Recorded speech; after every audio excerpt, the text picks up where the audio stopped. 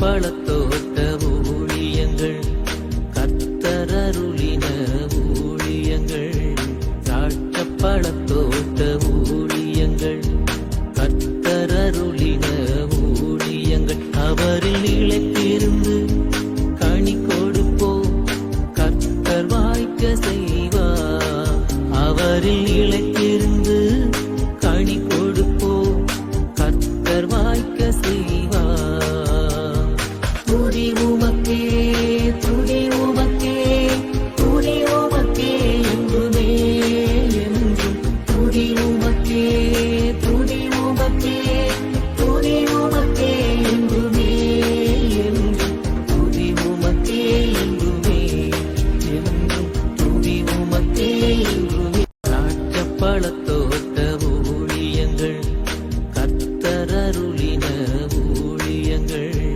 திராட்சை பழத்தோட்ட ஊழியங்கள் கத்தரருளின ஊழியங்கள் அவரில் நிலைத்திருந்து கனி கொடுப்போம் கத்தர் வாய்க்க செய்வார் அவரில் நிலைத்திருந்து கனி கொடுப்போம் கத்தர் வாய்க்க செய்வார் துதி உமக்கே துதி உமக்கே துதி உமக்கே என்றுமே என்றும் துதி உமக்கே துதி உமக்கே துதி உமக்கே என்றுமே என்றும் துதி உமக்கே என்றுமே என்றும் துதி உமக்கே என்றுமே.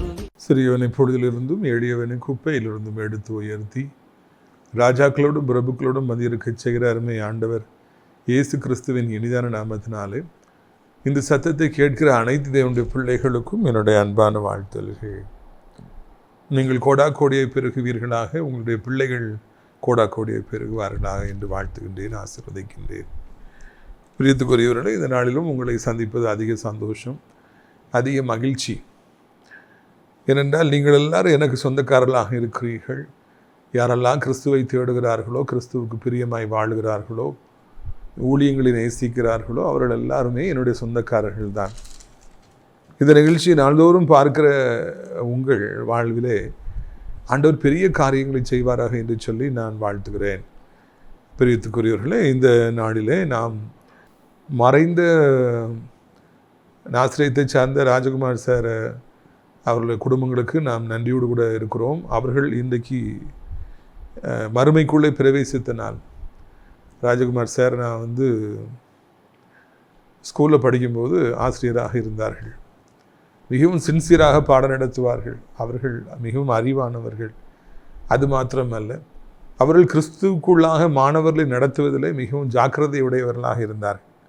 நல்ல ஜெபிக்கிற ஒரு மனிதன். அவர்கள் குடும்பமே ஜெபிக்கிற குடும்பம். அவருடைய அன்பு மனைவி பமிலாம்மா அவர்கள் இப்பொழுதும் நம்முடைய ஊழியத்தை தினந்தோறும் தொலைக்காட்சிகளை பார்த்து நம்மை அடிக்கடி உற்சாகப்படுத்துபவர்கள். ஓல்டேஜ் ஹோமில் நம்ம ஆரம்பித்த உடனே வாழ்த்துக்கள் சொல்லி தொடர்ந்து நல்லா பண்ணுங்க, கர்த்தர் உங்களை ஆசீர்வதிப்பார் என்று சொன்ன ஒரு ஜெபிக்கின்ற தாயார். நான் கோயம்புத்தூரில் இப்போ அவங்க இருக்காங்க. கோயம்புத்தூரில் நம்ம கூட்டம் நடத்தும் பொழுது அம்மா அவங்க வந்துடுவாங்க. அவருடைய பிள்ளைகளை ஆண்டவர் ஆசீர்வதித்திருக்கிறார். பெண் பிள்ளைகள் ஊழியம் செய்கின்றார்கள். சார் காலத்துக்கு பிறகு பிள்ளைங்க தலையெடுத்து பிள்ளைங்க ஊழியம் பண்ணுறாங்க. அப்படி அன்பு மகன் இம்மானுவேல் அவர்கள் சென்னையிலே ஆசிரியராக பணிபுரிகின்றார்கள். அவர்களும் முடிந்த பணியை கர்த்தருக்காக செய்கின்றார்கள். நீதிமானுடைய பிள்ளைகள் இப்பொழுது அவர்கள் கர்த்தருடைய பணியை செய்கிறார்கள். இன்றைக்கு சாருடைய நினைவு நாள். எனவே அன்பு குடும்பத்தார் அவர்கள் நமது அடைக்கலான் கோர்வி முதியோர் இல்லத்தில் இருப்பவர்களுக்கு 3 வேளையும் உணவு கொடுக்க வேண்டும் என்று சொல்லி பணம் கொடுத்துருக்குறாங்க. ஒரு நேரம் கொடுத்தாலும் பரவாயில்ல, ஆனால் இவங்க 3 நேரமும் சிறப்பாக கொடுங்கன்னு சொல்லி பணம் கொடுத்துருக்குறாங்க. மிக்க நன்றி. அந்த குடும்பத்தாரை ஆசீர்வதிப்பாராக. சாருடைய அன்பு மனைவி பிள்ளைகளை இன்னும் அதிகமாக ஆசீர்வதிப்பாராக என்று சொல்லி நான் வாழ்த்துகிறேன். பிரியத்துக்குரியவர்களே, அது மாத்திரமல்ல, அங்கு அடைக்கலான் குருவி முதியோர் இல்லத்தில் இன்னும் ஏராளமான இடம் உண்டு. விரும்புபவர்கள் தாராளமாக நீங்கள் தங்கலாம் என்பதை உங்களுக்கு மகிழ்ச்சியோடு தெரிவித்துக் கொள்கிறோம். அதோடு கூட அங்கே ஃபேவர் பிளாக் ரோடு போடுற வேலை நடந்துகிட்டு இருக்குது. அதற்காகவும் நீங்கள் ஜெபித்துக் கொள்ள வேண்டும் என்று சொல்லி உங்களை அன்போடு நான் கேட்டுக்கொள்கிறேன். நமது ஊழியத்தின் சார்பாக இந்த சனிக்கிழமை மார்த்தாண்டம் வெட்டுமணி ஜங்ஷனில் உள்ள ஒய்எம்சி ஹாலில் வைத்து நம்முடைய கூட்டம் நடைபெறும். மார்த்தாண்ட பகுதியில் இருக்கிற ஜனங்கள் எல்லாரும் வந்து திரளாக பங்கேற்க வேண்டும் என்று உங்களை அன்போடு அழைக்கிறேன். கூட்டத்தினில் தனித்தனியாக உங்களுக்காக ஜெபிக்கப்படும். அது மாத்திரமல்ல, எல்லோருக்கும் சிறப்பான விருந்தும் கூட வழங்கப்படும் என்பதையும் மகிழ்ச்சியாக அறிவித்துக் கொள்கிறோம்.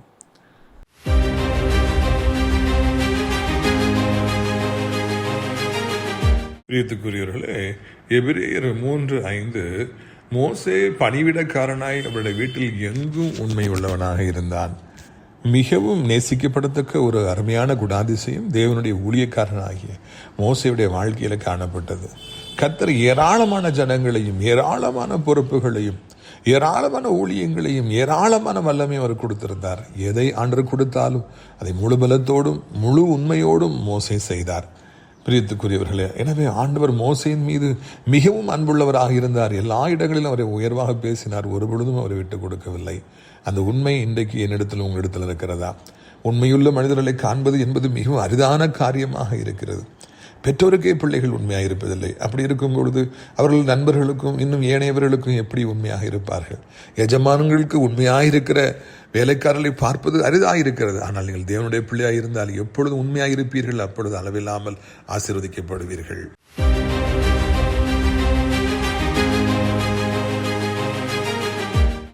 இந்த நாளிலே நம்முடைய பிரயோஜனத்திற்காக எபிரேயர் 3:5 சொல்லப்பட போகிற காரியங்களுக்கு சாட்சியாக மோசே பணிவிடைக்காரனாய் அவருடைய வீட்டிலே எங்கும் உண்மையுள்ளவனாக இருந்தான். அதுக்கு முன்னால் நம்ம பார்க்கும் பொழுது வாசிக்கிறோம், மோசே தேவனுடைய வீட்டில் எங்கும் உண்மையாய் இருந்தார்.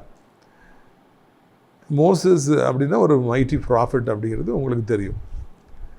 அவர் ஆண்டவர்கிட்ட முகமுகமாக பேசின ஒரு தேவனுடைய தாசன். கர்த்தர் அவர்கிட்ட ரொம்ப பாசமாக இருந்தார். ஆண்டவர்கிட்ட முகமுகமாக பேசுறதுங்கிறது எல்லாருக்கும் கிடைக்கிற அனுபவம் அல்ல, அவர் கிடைத்தது. ஆண்டவர் அவர்கிட்ட எல்லாத்தையும் தெரியப்படுத்தினார். அநேக நேரங்களிலே ஆண்டவர் மோசேக்காக வைராக்கியம் கொண்டார். மோசே, என்னை விட்டுவிடு, இந்த ஜனங்களை அழைத்து விட்டு உன்னை பெரிய ஜாதியாக நான் மாற்றுவேன் என்று சொன்னார். அந்தளவுக்கு ஆண்டவர் மோசேயின் மீது பாசமுடையவராக இருந்தார். மோசையை அதிகமாக நேசித்தார். மோசையின் காலத்தில் நடந்த அடையாளங்கள் அற்புதங்கள் எல்லாம் வரலாற்று சின்னங்களாக இருக்கின்றன. அது மாதிரி அற்புதங்கள் அடையாளங்கள்லாம் இனி இந்த பூலோகத்தில் நடக்குமா அப்படிங்கிறது தெரியல. அந்த அளவிற்கு செங்கடலையே ஆண்டவர் மோசையின் மூலமாக 2 பிளந்து, கற்பாறையிலிருந்து தண்ணீர் வரவழைத்து, வானத்திலிருந்து மன்னாவை வரவழைத்து, அவர் மூலமாக எவ்வளவோ அற்புதங்களை ஆண்டவர் செய்தார். Moses is a mighty prophet. இவ்வளவு ஒரு நல்ல ஒரு மனிதன் இந்த பூமியில் வாழ்ந்திருக்கிறார் என்பது மிகவும் அதிசயமான ஒரு காரியம். ஒரு மனிதன் கர்த்தரோடு தன்னை இணைக்கின்ற பொழுது, ஆண்டவரோடு வாழுகிற பொழுது, அந்த மனிதனை ஆண்டவர் எவ்வளவு ஒரு பெரிய தீர்க்கதரிசியாக மாற்ற முடியும், எடுத்து பயன்படுத்த முடியும் என்பதையெல்லாம் இந்த நாட்களிலே நாம் காண்கின்றோம். கர்த்தரோடு நம்மளை இணைச்சிட்டோம், அவர் நம்முடைய வாழ்க்கையில் நம்ம நடத்த ஆரம்பிச்சிட்டார், அதுக்கு நம்ம விட்டு கொடுத்துட்டோம் அப்படின்னா அவர் மிகப்பெரிய காரியங்களை செய்கின்றவராக இருக்கின்றார். மிகப்பெரிய அற்புதங்களை செய்கின்றவராக இருக்கின்றார். நம்மை அநேகருக்கு ஆசீர்வாதமாய் ஒரு பெரிய வாய்க்காலாய் ஆண்டவர் மாற்ற ஆரம்பிக்கின்றார். இந்த உலகத்தில் எந்த மனிதனும் செய்திராத காரியங்களை எல்லாம் ஆண்டவர் செய்யும்படியாக நம்மை அழைக்கின்றார். ஆனால் எல்லாத்துக்கும் ஃபேக்டர்ஸ், ரீசன்ஸ் இல்லைன்னா ரெக்யூர்மெண்ட்ஸ் பார்த்திங்கன்னா ரொம்ப சிம்பிள். ஆண்டவருக்காக உண்மையை உத்தமாக வாழ்கிறதுக்காக நம்ம ஒப்பு கொடுக்கணும். இப்படியும் வாழலாம், அப்படியும் வாழலாம், நினச்ச மாதிரிலாம் வாழ்வேன், ஊழியம் செய்வேன்லாம் இருந்தால் ஒன்றும் நடக்காது. உண்மையும் உத்தவமாய் கர்த்தருக்காக வைராக்கியமாய் வாழ்வோம் என்றால் ஆண்டவர் நம் மூலமாக இந்த ஊழியத்தை, உலகத்தை மாத்திரமல்ல உலகத்தையே அசைக்கிறவராக இருக்கிறார். அதற்கு இந்த மோசே ஒரு எடுத்துக்காட்டாக இருக்கிறார். அன்பு தம்பி தங்கச்சி, வாழ்க்கையை நீங்கள் ஆண்டவருக்காக மோசே மாதிரி வாழணும்னு சொல்லி ஆசைப்படுங்க, ஒப்பு கொடுத்து பாருங்கள். அப்பொழுது ஆண்டவர் உங்களை வல்லமையாக எடுத்து பயன்படுத்துவார். ஆண்டவருடைய அதிசயங்களை நீங்கள் நாள்தோறும் காண்பீர்கள். நீங்கள் அநேகருக்கு நடமாட நிருபங்களாக, அதிசய புஸ்தகங்களாக இருப்பீர்கள். உங்களை பார்க்கிறவர்களெல்லாம் நடுங்கி போவார்கள். இரண்டால் உங்களை அந்த அளவிற்கு ஆண்டவர் ஆசீர்வதிப்பதை நீங்கள் காண்பீர்கள். ஸோ ஒன்று மோசே இவ்வளவு அங்கே மைட்டியாக அவர் இருக்கிறார் அப்படிங்கிறதுல பார்க்குறோம். அதுக்கு என்ன காரணம் அப்படிங்கிறது இந்த வசனத்தில் தான் தெரியுது. He was very faithful. அவர் ரொம்ப உண்மையுடையவராக அவர் இருந்தார். இந்த உண்மைங்கிற வார்த்தை எனக்கு மிகவும் பிடிக்கும். உண்மையுள்ள மனிதனை கண்டுபிடிப்பவன் யார் என்று ஞானி எழுதுகிறார், சாலமோன் ராஜா எழுதுகிறார். ஏனென்றால் அவர் வாழ்க்கை பிரயாணத்தில் கோடி கோடியாய் சம்பாதித்த பொழுது, கப்பல்கள் சென்று தங்கத்தை கொண்டு வந்த பொழுது, அவர் நினைத்த காரியங்களெல்லாம் நடந்தேறிய பொழுது அவரை சுற்றி அநேக உண்மையில்லாத மனிதர்கள் இருந்திருப்பார்கள் என்று நான் நினைக்கின்றேன். அவங்கெல்லாம் ஆட்டையை போட்டிருப்பாங்க. ஒரு ராஜா வளர்ந்துட்டார் அப்படின்னாலும் சுற்றி துரோகிகளும் பாவிகளும் சண்டாளரும் தான் இருப்பாங்க. இதை நான் சொல்லவில்லை, பேக்கன் சொல்கிறார். A king is surrounded by traitors அப்படின்னு சொல்லி அவர் சொல்கிறார். இப்போ நான் காலேஜில் செகண்ட் இயருக்கு பாடம் நடத்தும்போது அந்த பேக்கனுடைய ஃப்ரெண்ட்ஷிப் பற்றி அங்கே வருது. அப்போ அவர் எழுதுறாரு, king is surrounded by traitors, cheats அப்படின்னு சொல்லி போட்டிருக்கிறார். அப்போது சாலமோன் ராஜா அப்படி உண்மையுள்ள மனிதர்களை தேடி தேடி பார்த்து ஒருத்தரும் உண்மை இல்லாமல் இருந்ததுனால, பணத்தை அடிக்கணுங்கிறதுல குறியாக இருந்ததுனால அவர் சொல்கிறார், உண்மையுள்ள மனிதனை கண்டுபிடிப்பவன் யாருன்னு சொல்லி அவர் சொல்கிறார். பிரியத்துக்குரியவர்களே, இந்த உலகத்திலே உண்மை என்பது எல்லா மனிதனிடத்திலும் எதிர்பார்க்கப்படுகிறது. நம்ம நம்மகிட்ட பழகிறவங்கெல்லாம் உண்மையாக இருக்கணும்னு நம்ம எதிர்பார்க்குறோம். பிள்ளைகள் நமக்கு உண்மையாக இருக்கணும்னு சொல்லி நம்ம எதிர்பார்க்குறோம். நம்ம வாழ்க்கையில் பிரயாணத்தில் நம்ம கூட யாரெல்லாம் பிரயாணம் பண்ணுறாங்களோ அவங்கெல்லாம் உண்மையாக இருக்கணும்னு சொல்லி நம்ம எதிர்பார்க்குறோம். வேலை பார்க்குற இடத்துல நம்ம கூட இருக்கிறவங்கெல்லாம் இது உண்மையாக இருக்கணும்னு சொல்லி எதிர்பார்க்குறோம்.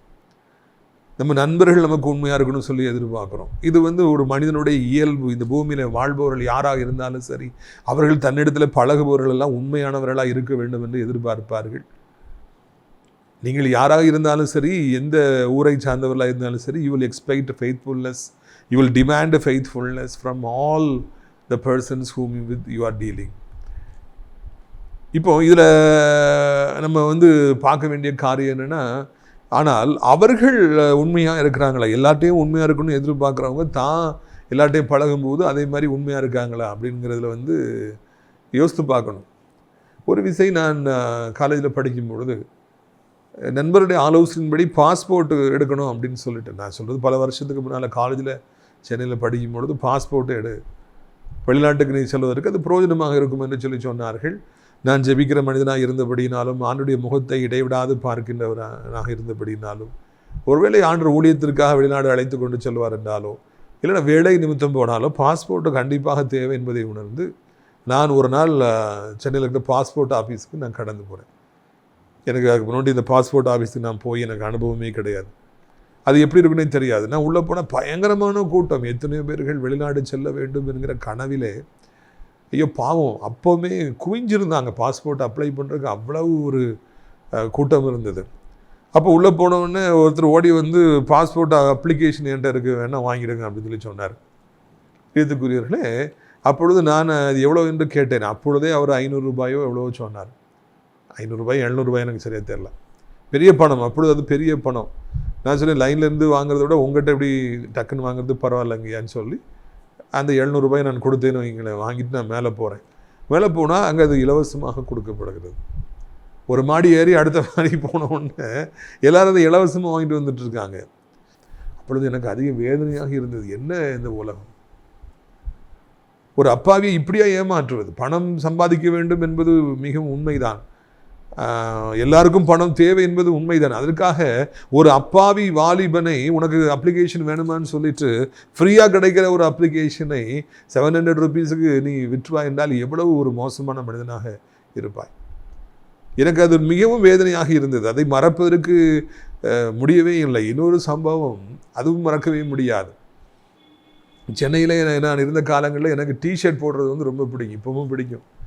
அப்போ அந்த கேசிடிஸ்ன்னு சொல்லி டி நகரில் ஒரு டிஷர்ட் விற்கிற கடை உண்டு. அங்கே அடிக்கடி ஆஃபர் போடுவாங்க. இந்த மாதிரி தீபாவளிக்கு, கிறிஸ்மஸுக்கு, நியூ இயருக்கு அதெல்லாம் போடும்போது அப்போ நான் மொத்தமாக போய் அந்த இதை வாங்குவேன். அப்போ ஒரு விசை நிறைய பணத்தை எடுத்து லெஃப்ட்டு பேண்ட் பாக்கெட்டில் வச்சுட்டு நான் பஸ்ஸில் ஏறி அந்த நுங்கம்பாக்கத்துலேருந்து நான் டி நகருக்கு போகிறேன். போகும்போது பஸ்ஸில் கூட்டமாக இருந்தபடினாலே நான் ஃபுட்பாலில் தொங்கிட்டு இருக்கிறேன். ரொம்ப பேர் இல்லை, 2 பேர் 3 பேர் நிற்கிறோம். அப்போ ஒரு இடத்துல பஸ்ஸு நெருங்கி போகும்போது ஒருத்தர் என்னை அப்படி என் பேண்ட் பாக்கெட்டை தொட்டு என்னை கொஞ்சம் உள்ள அப்படிங்கிற மாதிரி தள்ளினார். நான் நன்றியோடு திரும்பி பார்த்து புன்னகைத்தேன். இவ்வளவு நல்ல மனிதர்கள் சென்னையில் இருக்கிறார்களே, எனக்கு அடிபற்றக்கூடாதுன்னு சொல்லி என்னை அப்படி தள்ளுறாங்களேன்னு சொல்லி பார்த்தேன். அதுக்கு பிறகு நான் இறங்கும்பொழுது கூட புன்னகைத்து கொண்டே நான் இறங்கினேன், அவர்களை பார்த்து கொண்டு. அதுக்கு பிறகு கேஸ்டீஸ்குள்ளே போகிறேன். 5-6 டிஷர்ட் வாங்குகிறேன், பணத்தை நான் பே பண்ணுறேன், நான் பேண்ட் பாக்கெட்டில் கை வச்சு பார்த்தா அந்த பணத்தை காணவில்லை. அப்பொழுதுதான் புரிந்தது அந்த மனிதன் எனக்கு அடிபட்டு விடக்கூடாது என்று தள்ளவில்லை, மாறாக அந்த பணத்தை எடுக்கிறதுக்காக அந்த கையை வச்சிருக்கிறார். நல்ல விலைக்கு வேற ஒரு இடத்துலையும் பணம் வச்சுருந்ததுனால நான் அன்றைக்கி தப்பிக்கிட்டேன். அந்த டிஷர்ட்ஸ்லாம் வாங்கிட்டு நான் திரும்பினேன். எனக்கு மிகவும் வேதனையாக இருந்தது. ஐயோ, இவ்வளவு மோசமான மனிதர்கள் இருக்காங்களா? அவங்க ஏதோ ஒரு பணத்தை எதுக்கோ ஒரு அவசரத்தை கொண்டு போகிறாங்க, அதை திருடுவது, பிக் பாக்கெட் அடிப்பது என்பது எவ்வளவு ஒரு வேதனையான காரியம் என்பதை மனிதர்கள் உணரலை. அன்னைக்கு அவங்களுக்கு பணம் சம்பாத்தியமாக இருக்கலாம், ஆனால் அதை இழந்தவங்களுக்கு எவ்வளோ வேதனையாக இருக்குங்கிறது தெரியலை. மனிதர்கள் உண்மை இல்லாதவர்களாக இருக்கிறார்கள் என்பது என்னுடைய வாலிப இதிலேயே நான் உணர்ந்திருக்கிறேன். அன்னைக்கு என்னுடைய சொந்தக்காரரோடு பேசி கொண்டிருந்தேன். தூத்துக்குடியிலேருந்து வேகமாக அதிகாலையில் சென்னைக்கு போய் கொண்டிருந்த பொழுது போகிற வழியில் ஒரு கொடிய விபத்தை அவர் சந்திக்கிறாங்க. கூட இருந்தவங்களாம் ரொம்ப ஃபேட்டலாக அடி, இவருக்கும் இடுப்புலாம் உடஞ்சி போச்சு, மயங்கி கிடக்காங்க. அப்போ ஒரு கூட்டம் அங்கே வந்து ஹெல்ப் பண்ணுறது மாதிரி டக்குன்னு சொல்லி உள்ள நகை இருக்கிறதா பணம் இருக்கிறதான்னு சொல்லி தேடினாங்களாம். நெடுஞ்சாலையில் ஹைவேஸில் விபத்தை யாரெல்லாம் சந்திக்கிறாங்களோ அப்போ அவங்க இறந்துட்டாங்க அப்படின்னா அவங்க உடம்புல இருக்கிற நகைகளை எடுத்துக்கொள்கிற ஒரு கும்பல், அவங்ககிட்ட இருக்கிற பணத்தை எடுத்துக்கொள்கிற கும்பல் இப்பவும் இருக்குன்னு சொல்லி அவர் சொன்னார். எனக்கு அதிக வேதனையாக இருந்தது. ஐயா, எதிர்பாராமல் விபத்தை சந்தித்து மறிக்கிறவர்கள், நொறுங்கி கிடக்கிறவர்கள் எவ்வளோ வேதனையோடு இருப்பாங்க, எவ்வளோ வேதனையோடு மறிச்சிருப்பாங்க. அவங்ககிட்ட இருக்கிற பணத்தை எடுப்பது, அவங்ககிட்ட இருக்கிற நகையை எடுப்பது எவ்வளவு ஒரு சாபத்துக்குரிய காரியம், உண்மையில்லாத ஒரு காரியம். அவர்களுக்கு உதவி செய்தால் எவ்வளவு நலமாக இருக்கும். அது உதவி செய்கிறது மாதிரி நடித்து கொண்டே எங்கே இருக்கிற பணத்தை எடுத்து நகை எடுத்துக்கொண்டு பாக்கெட்டில் போட்டுக்கொண்டு நைஸாக நழுவி விடுவது.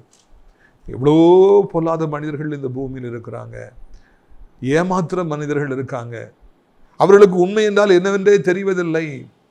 நம் பழகர்கிட்ட உண்மையாக இருக்குன்னே சொல்லி அவங்களுக்கு தெரிவதில்லை. எத்தனை நண்பர்கள் போலியாக இருக்கிறாங்க. எனக்கு விவரம் தெரிந்த நாளில் இருந்தே நான் என்னிடத்தில் இருக்கிறவங்களுக்கெல்லாம் உண்மையாக இருக்கணும், என் பழகிறவங்களுக்கெல்லாம் உண்மையாக இருக்கணும், என் ஃப்ரெண்ட்ஸ்க்கெலாம் உண்மையாக இருக்கணும், என்னுடைய கூட இருக்கிறவங்க யாராக இருந்தாலும் சரி அவர்களுக்கு உண்மையாக இருக்கணும், என் கடமையை ஒழுங்காக செய்யணுங்கிறதுல நான் ரொம்ப கவனமாக இருப்பேன். ஆனால் நான் சந்தித்த மனிதர்களில் எத்தனை பேர் உண்மையில்லாதவர்களாக இருந்தார்கள். அப்போல்லாம் நான் நொறுங்கி போயிடுவேன். நான் சந்தித்த மனிதர்கள் எல்லாம் அவர்கள் பொய்யானவர்கள் என்கிற அந்த காட்சி வெளிவருகிற பொழுது, அவர்கள் செய்கிற கொடூரமான செயல் எனக்கு விரோதமாக அந்த பண்ணதெல்லாம் பார்க்கும் பொழுது நான் எவ்வளோ உண்மையாக இருந்தேன் இவர்களுக்கு. ஐயோ, நான் அவனுக்கு எவ்வளோ சப்போர்ட் பண்ணேன், நான் அவங்களை விட்டு கொடுக்கவே இல்லையே. ஆனால் அவங்க இவ்வளவு பொய்யானவங்களாக இருந்திருக்காங்களே. ஊழியத்தில் பாதையில் கர்த்தருக்கு கற்றுக் கொடுத்த முதலாவது பாடம் பார், மனிதர்களில் ஒரு சிலர் எவ்வளவு உண்மையற்றவர்களாக இருக்கிறாங்க, நீ பாருன்னு சொல்லி கர்த்தர் கற்றுக் கொடுத்தார். பிரியத்துக்குரியவர்களே, இதுதான் ஒரு வேதனையான ஒரு காரியம். அநேக மனிதர்கள் உண்மையற்றவர்களாக இருந்தார்கள். நான் இந்த ஊழியத்தின் பாதையில் வந்த பிறகு அப்படிப்பட்ட ஏமாற்றங்களை எல்லாம் சந்தித்த பிறகு, பொய்யான மனிதர்களை சந்தித்த பிறகு இது என்ன உலகம் அப்படிலாம் நான் நினச்சது உண்டு. நம்ம இவ்வளோ உண்மையாக இருந்தோம், இவங்க இவ்வளோ பொய்யாக இருந்திருக்காங்களேன்னு சொல்லி கவலைப்பட்டது உண்டு. ஆனாலும் கூட அதன் பிறகு நான் புரிந்து கொண்டேன், மனிதர்களில் ஒரு சிலர் இப்படி தான் இருப்பாங்க. ஏமாத்துறவங்க இருக்க தான் செய்வாங்க, ஏமாத்துறதே வாழ்க்கையாக வச்சுருக்கிறவங்க இருக்க தான் செய்வாங்க. வாலிப பிள்ளைகளே, காதல் என்கிற பெயர்களை ஏமாற்றுவதே வாழ்க்கையாக வச்சுருக்கிற எத்தனையோ பேர்களை நான் காண்கிறோம். ஒரு பெண்ணிடத்தில் பழகி அவளத்தில் நேசமாக இருப்பது போல அதே நேரத்தில் வேறு பல பெண்களிடத்தில் பழகிறவர்கள். அதே போல் நேற்று நான் பேப்பரில் வாசித்தேன், ஒரு பெண் 13 முறை திருமணம் செய்திருக்கிறார். அவளுக்கு நேரப்போக்கே சம்பாத்தியமே இப்படி ஒவ்வொரு ஆணாக திருமணம் செய்து அவங்கள்ட்ட பழகிய நகைகள்லாம் வீட்டிலேருந்து எடுத்துகிட்டு ஓடுறது. 13வது முறை அவள் மாட்டிக்கொண்டாளாம். திருமணம் என்பது எவ்வளவு புனிதமானது, ஆனால் அந்த பெயரை பயன்படுத்தி 13 பேரை ஏமாற்றி அவங்ககிட்ட இருந்த காசெல்லாம் பிடுங்கிக்கிட்டு அவள் போனாள் என்று பேப்பரில் போட்டிருந்த பொழுது எனக்கு அதிக துன்பமாக இருந்தது, வருத்தமாக இருந்தது. ஐயா, நம்ம பிழைக்கணுங்கிறது உண்மைதான், வயிறு நிரம்பணும், சாப்பிடணுங்கிறது உண்மைதான். அதுக்காக இப்படியா அந்த திருமணம் என்கிற பெயரிலே இத்தனை ஆண்களை ஏமாற்றுவது? பல உண்மையற்ற முகங்களை நம்முடைய வாழ்க்கை பாதையில் நாம் காணலாம். வாலிப மகளே, வாலிப மகனை, நீ கண்டு மனம் உடைந்து போயிருக்கலாம், இது என்ன உலகம், இப்படி ஏமாத்திட்டாங்களே. இல்லை, இப்படிப்பட்ட மனிதர்களை நான் சந்தித்து தான் ஆக வேண்டும். லாபான் உண்மையற்ற மனிதனாக இருந்தான். அந்த யாக்கோபை பலமுறை அவன் ஏமாற்றுபவனாக இருந்தான். இந்த யாக்கோபும் கூட அவன் அண்ணனாகிய ஏசாவை நயவஞ்சகமாக ஏமாற்றினான், தகப்பனை நயவஞ்சகமாக ஏமாற்றினான், நாடகமாடி ஏமாற்றினான், அண்ணன் என்று சொல்லிக்கொண்டு அண்ணனுடைய ஆசீர்வாதங்களை அவன் எடுத்துக்கொண்டான் என்றெல்லாம் நாம் பைபிளை வாசிக்கிறோம். பொல்லாத மனிதர்கள் இருப்பார்கள், ஏமாற்றுகிற மனிதர்கள் இருப்பார்கள், பொய்யும் புரட்டுமான மனிதர்களும் இருப்பார்கள். நாம் அவர்களை சந்தித்து தான் ஆக வேண்டும் என்பதையும் இந்த பைபிள் அழகாக நமக்கு சொல்லிக் கொடுக்கிறது. ஒருவேளை இன்னைக்கு நீங்கள் உண்மையற்ற மனிதர்களை தேடி ஏமாந்து போய் சுகத்தோடு இருக்கீங்களா? ஏன் இப்படிலாம் ஏமாத்துறாங்க, பொய்யா இருக்கிறாங்கன்னு சொல்லி கவலையோடு இருக்கீங்களா? உங்களோடு கூட ஆண்டவர் பேசுகிறார். Today God is talking to you. This message is for you only. உண்மையற்றவங்க தொடர்ந்து உண்மையற்றவங்களாக தான் இருப்பாங்க. அவங்க சாகிற வரைக்கும் அவங்க ஏமாத்துறவங்களாக தான் இருப்பாங்க. அவங்கள மாற்றவே முடியாது. Because they are born like that. அவங்க they will never change their mind and heart. Whereas we godly children, we should continue to be faithful. நம்ம தொடர்ந்து உண்மையாக இருக்கணும். யாரோ ஒருத்தர் உண்மையாக இல்லைங்கிறதுனால, ஏமாத்துறவங்களா இருக்கிறதுனால அவங்கள பார்த்து நாமும் இப்படி தான் இருக்கணும் போலுக்கு, நாமும் இப்படி தான் எல்லாரும் ஏமாற்றணும் போலுக்கு, பார்க்கும் பொழுது நல்லவங்களாம் நடிச்சிட்டு அவங்க இல்லாத பொழுது மோசமானவங்களாக இருக்கும் பொழுது அப்படி நம்ம நினைக்கக்கூடாது. கம்பெனியில் பாருங்கள், பாஸ் வந்துட்டாங்கன்னா எவ்வளோ உண்மையாக இருக்கிற மாதிரி வேலை செய்கிறாங்க. அவர் போயிட்டானா ஒரு வேலையும் செய்ய மாட்டாங்க.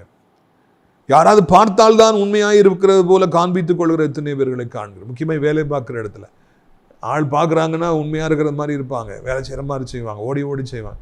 யாரும் இல்லைன்னா வேலையை செய்ய மாட்டாங்க. இல்லை, யார் பார்த்தாலும் பார்க்காவிட்டாலும் நம்முடைய பணிகளை கடவுளுக்கு பயந்து நாம் செய்ய வேண்டும். நீங்கள் என்ன வேலை செய்து கொண்டிருந்தாலும் சரி, என்ன பிஸ்னஸ் பண்ணி கொண்டிருந்தாலும் சரி, நாம் யார் பார்த்தாலும் பார்க்காவிட்டாலும் நாம் கடினமாய் உழைக்கிறவர்களாக இருக்கணும். நம்முடைய பொறுப்பை ஒழுங்காக செய்யணும், மனசாட்சிக்கு பயப்படணும், ஆண்டவருக்கு பயப்படணும், நமக்கு வேலையை கொடுத்த கர்த்தருக்கு பயப்படணும், நம்மகிட்ட வர்ற மக்களுக்கு முடிந்த அளவுக்கு நாம் உதவி செய்யணும். அதுதான் நல்லது.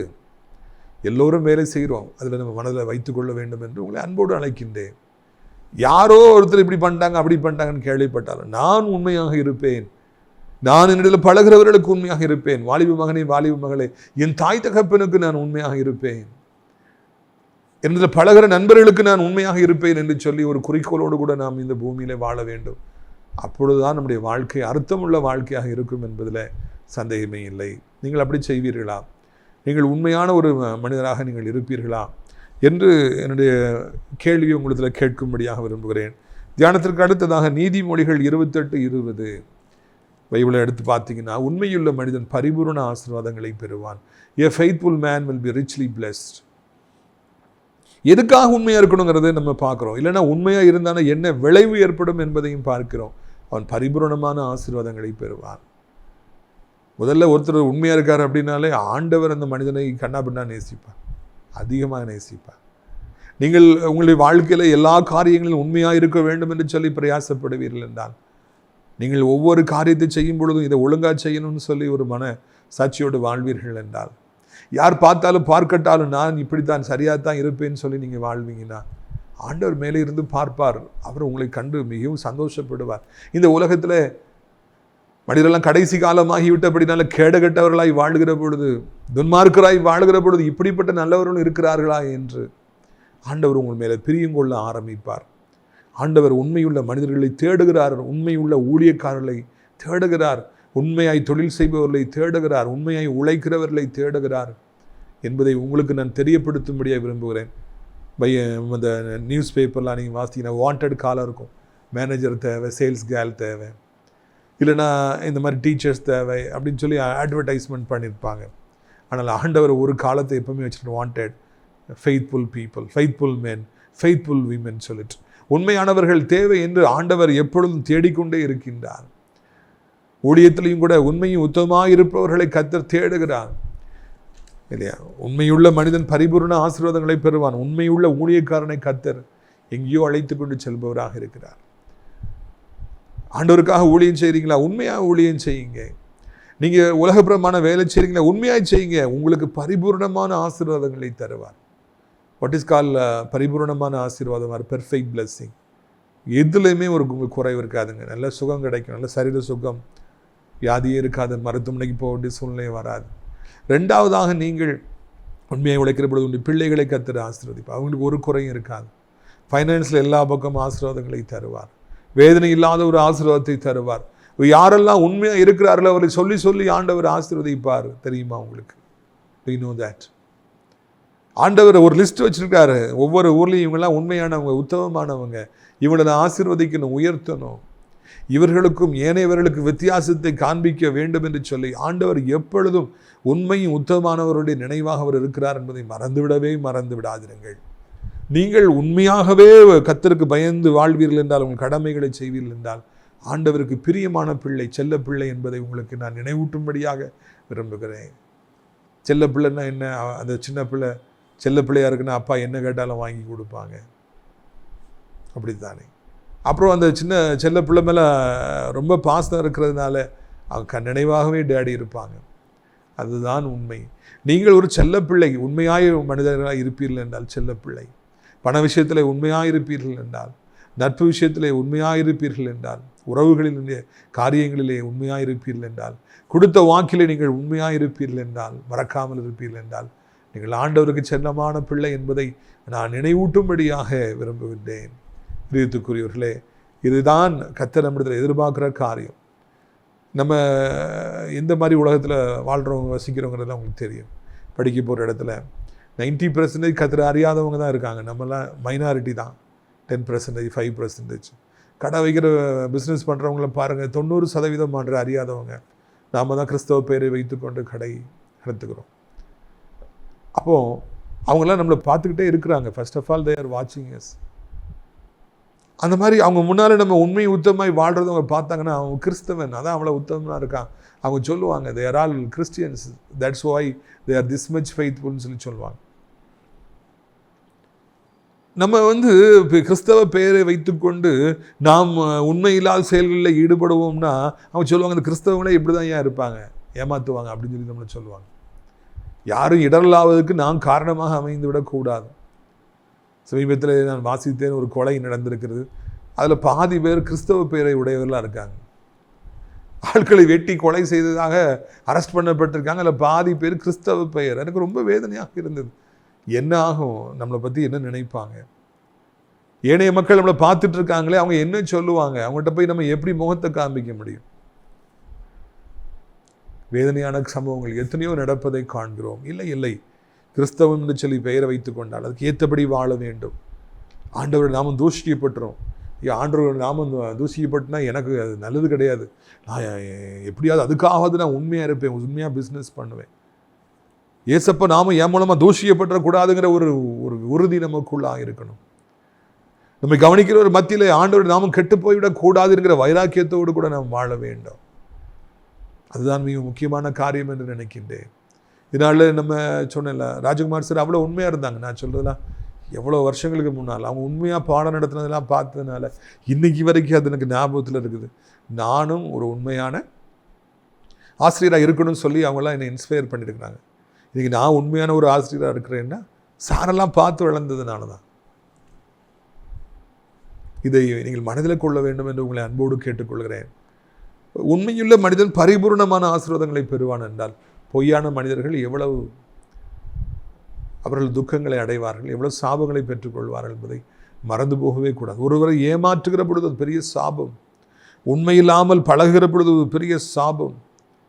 உண்மையில்லாத பிள்ளைகளாய் நாம் வாழுகிற பொழுது அது ஒரு பெரிய சாபம். தாய் தகப்பனை ஏமாற்றுகிற பொழுது அது பெரிய சாபம்.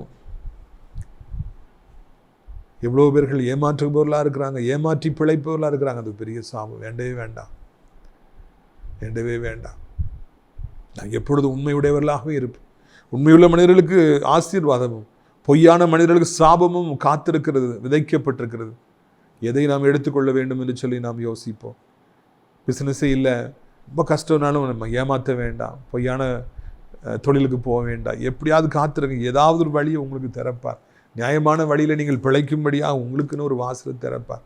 ஏமாற்றி தான் பிழைக்கணுங்கிற அவசியமே இல்லை. இதையெல்லாம் நீங்கள் மனதில் கொள்ள வேண்டும் என்று உங்களை அன்போடு அழைக்கிறேன். உங்களுடைய ஆசீர்வாதத்திற்காக நான் ஜெபிக்கும்படியாக விரும்புகிறேன். கண்களை மூடுவீர்களா? அப்பா பிதாவை, வானத்துக்கு பூமிக்கும் ஆண்டவரே, இந்த அருமையான நாளுக்காக நன்றி செலுத்துகிறோம், சோத்திரம் செலுத்துகிறோம். உண்மையுள்ள மனிதர்களை நீ தேடுகிறீர் ராஜா. உண்மையுள்ள மனிதன் பரிபூர்ணமான ஆசீர்வாதங்களை பெறுவான்னு சொல்லியிருக்கிறீங்க. உமக்கு நன்றி. தொடர்ந்து உடைய வல்லமையான கரமானது சத்தத்தை கேட்குற அனைத்து தேவனுடைய பிள்ளைகளும் இருப்பதாக என்று சொல்லி நாங்கள் கெஞ்சுகிறோம். ஆண்டவரே, நீர் தகப்பனை சோத்திரம், தாயின் கருவிலேயே எங்களை தெரிந்து கொண்டீர். ஆண்டவரை, எங்களை நீர் இந்த பூமியில வாழ வைத்திருக்கிறீர். எல்லா விதமான ஆசீர்வாதங்களையும் தந்திருக்கிறீர். நமக்கு பயந்து உண்மை யுத்தமாய் வாழ எங்களுக்கு நீர் உதவி செய்யுங்கப்பா. முக்கியமாக ஊழியம் செய்கிற பொழுது உண்மையுத்தமாய் ஊழியத்தை செய்ய உதவி செய்யுங்க ஐயா. ஜப காரியங்களில் உண்மையாக இருக்க, பண காரியங்களில் உண்மையாக இருக்க, பழகுகின்ற காரியங்களில், சபை காரியங்களில் உண்மையாக இருக்க ஆண்டவரை எங்களுக்கு கற்றுத்தாருங்க. ஆண்டவரை நீங்கள் அப்படியே செய்கிற நல்ல தெய்வமாக இருக்கிறபடினாலே நன்றி. சோர்ந்திருக்கிற பிள்ளைகளை கர்த்தாவே நீர் பலப்படுத்தும், ஸ்திரப்படுத்தும் என்று சொல்லி கெஞ்சுகிறோம். ஆண்டவரே தகப்பனை வியாதிப்பட்டிருக்கிற பிள்ளைகளுக்காக ஜெபிக்கிறோம். என்ன சாபத்தினால ஆண்டவரே இந்த வியாதிகள் வந்ததுன்னு எங்களுக்கு தெரியாது. எதுவாக இருந்தாலும் சரி, இப்பொழுதே நம்முடைய குணமளிக்கிற வல்லமை அவளை தொடட்டும், அவளை சந்தியும், அவரை ரட்சியும், அவர்களை உமக்கு தகப்பனை பிரியமான பிள்ளையாய் மாற்றும் அப்பா. இயேசு கிறிஸ்துவின் நாமத்தினாலே ஆண்டவரை தோத்திரமே ஜெபிக்கிறோம். என்ன வியாதியாக இருந்தாலும் மறையட்டும், என்ன வேதனையாக இருந்தாலும் மறையட்டும், என்ன கிருமிகள், நோய் தொற்றுகள், ஆண்டவரை கட்டிகள், புண்கள் எதுவாக இருந்தாலும் மறையட்டும். ஆண்டவரை செயல்படாத அவயங்கள் செயல்படட்டும் அப்பா. மருந்துகளை, மாத்திரைகளை, ஒரு நாளைக்கு எத்தனை மாத்திரையை சாப்பிட்றாங்க, ஒரு எத்தனை லட்சத்துக்கு ட்ரீட்மெண்ட் போயிட்டு இருக்குப்பா. ஆண்டவரை கஷ்டப்பட்டு சம்பாதித்த பணமெல்லாம் ட்ரீட்மெண்ட்டுக்கு போனால் எவ்வளோ வருத்தமாக இருக்கும். எல்லாத்தையும் போட்டுட்டு ஆஸ்பத்திரியில் போய் எத்தனை வருடமாய் படுத்து கிடக்கிறாங்க. ஆண்டவரை மனம் இறங்க மாட்டீரா, ஆண்டவரை உதவி செய்ய மாட்டீரா என்று கெஞ்சுகிறோம் ஐயா. எப்படியாவது உடைய பிள்ளைகளை நீ காப்பாற்ற வேண்டும் என்று சொல்லி கெஞ்சுகிறோம் ராஜா. இயேசு கிறிஸ்துவின் நாமத்தினாலே ஆண்டவரை வியாதியே வேண்டாம்ப்பா, சுகமான வாழ்க்கையை தார். பணம் தேவைங்கிறபடினால்தான் இன்றைக்கி நிறைய பேர் ஏமாற்று வேலையில் இறங்குறாங்க, ஆட்களை கொலை செய்கிறாங்க, துணிகரமாக பல காரியங்களை செய்து பார்க்குறாங்க ராஜா. அவர்களுக்கு நீரே நல்ல வருமானங்களை தரணும், நியாயமான வருமானங்களை தாரும். எதிர்பார்த்துருக்கிற காரியங்களில் பணம் வரட்டும். பிள்ளைகளை போஷியும், இந்த உலகத்து மக்கள் ஆண்டவரை தோற்று நல்லவர்களாய் வாழும்படியாக அவருடைய கையின் பிரயாசங்களை ஆசீர்வதியும். படித்து முடித்து வேலை இல்லை, வீசா கிடைக்கவில்லை, கவர்மெண்ட் ஜாப் கிடைக்கல சொல்கிறவங்களுக்கு அதில் செய்யுங்கப்பா. ஆண்டவரை தோற்று ப்ரொமோஷனை தாருங்க, டிரான்ஸ்ஃபரை தாருங்க, நம்முடைய பிள்ளைகளை சந்தோஷப்படுத்துங்க.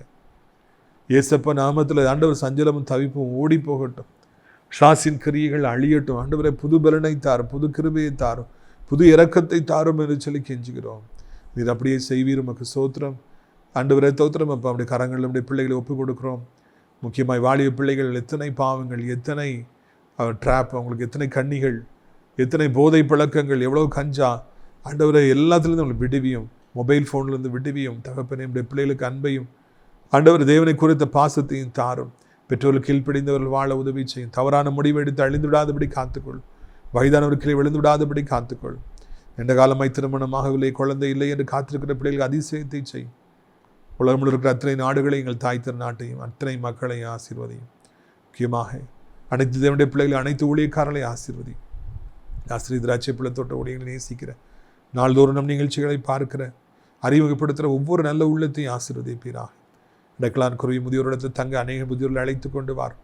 கட்டுமான பணிகளை ஆசீர்வதி. இயேசுவின் மூலம் ஜெபிக்கிறோம் பிதாவே. என் ஆத்துமாவை கர்த்தரை சோத்திரி, என் முழு உள்ளமே அவருடைய பரிசுத்த நாமத்தை சோத்திரி. என் ஆத்துமாவை கர்த்தரை சோத்திரி, அவர் செய்த சகல உபகாரங்களையும் ஒருபொழுதும் நீ மறவாதே. கர்த்தராகிய இயேசு கிறிஸ்துவின் கிருபையும், பிதாவாகிய தேவனுடைய அன்பு, பரிசுத்த அந்யோன்ய ஐக்கியமில்லாத பிரசன்னம் உங்கள் அனைவரோடு இன்றைக்கு சதா காலங்களில் நிலைத்திருப்பதாம். Alleluia, alleluia. God bless you.